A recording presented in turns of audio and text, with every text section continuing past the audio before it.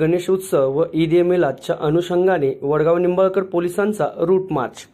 बारामती तालुक्यातील माळेगाव व वडगाव निंबाळकर पोलिसांतर्फे गणेशोत्सव व ईद-ए-मिलाद 2025च्या अनुषंगाने रूट मार्च पोलीस हद्दीतील परिसरातील माळेवस्ती चौक, राजे उमाजी नाईक चौक व बस स्टँड, अण्णाभाऊ साठे चौक, कोराळे बुद्रुक गावच्या ठिकाणी काढण्यात आला। तसेच दंगा काबू योजनेची रंगीत तालीम वडगाव निंबाळकर पोलीस स्टेशनचे सहाय्यक पोलीस निरीक्षक सचिन काळेसाहेब यांच्या उपस्थितीत घेण्यात आली।